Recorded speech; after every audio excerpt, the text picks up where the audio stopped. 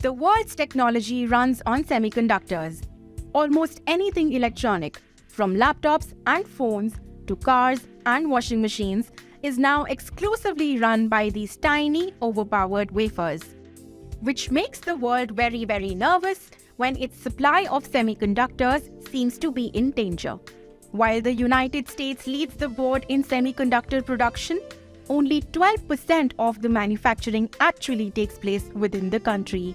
The rest is imported from foundries like TSMC, which is alone responsible for over half of the world's semiconductor supply, which means that any snags in the supply of semiconductors caused by events like pandemic or war, especially in a risky geopolitical climate, make relying on foreign companies a very risky move. This is why more and more countries are moving to domestic production.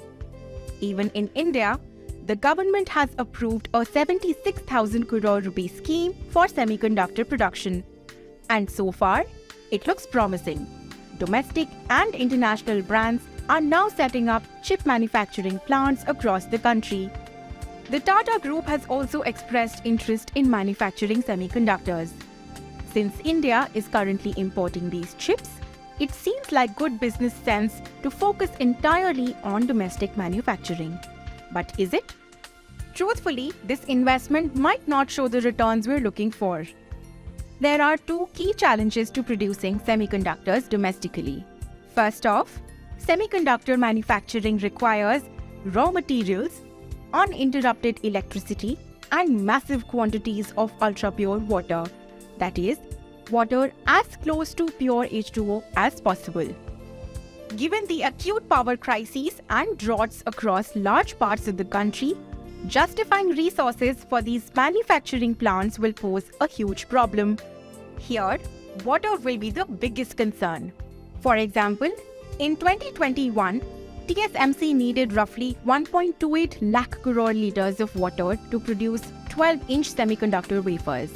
To put that in perspective, the average Indian uses around 50,000 liters of water per year, which means that one company, TSMC, uses as much water as nearly 2.59 crore people in India. The second challenge is that demand for semiconductors is actually slowing worldwide. When the shortage was going on, companies stockpiled chips to meet future demand. Now, due to global inflation, the demand for electronics like cars, laptops, and phones has slowed down considerably. In fact, most companies are now stuck with an oversupply of chips, and semiconductor sales are expected to shrink 2.5% next year. However, by 2030, the $600 billion semiconductor industry is still expected to hit the $1 trillion mark. So how can India still get a piece of this pie? The answer might be something that we're already familiar with. Moving away from manufacturing and fabrication and focusing on the highly profitable services side of business. Going fabless might be a fabulous business opportunity. While foundries and IDMs manufacture their own chips, fabless suppliers only focus on chip design and outsource manufacturing to other players. Think of what highly successful microprocessor companies like NVIDIA and AMD do. They design chips and the hardware required to make them and then sell these designs to foundries where the chips are eventually produced. This approach aims at long-term growth instead of focusing on just current challenges, especially in an industry like semiconductors where the initial time investment is huge.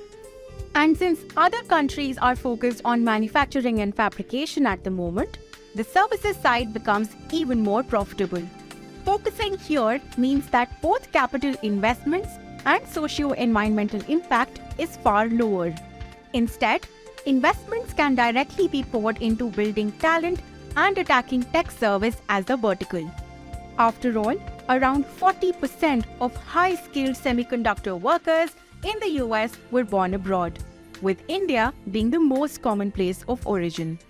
Overall, India's semiconductor play could go far beyond pure manufacturing. Doubling down on a fabrication-less approach could bring moonshot growth for the country, and build India into a leader in the semiconductor space.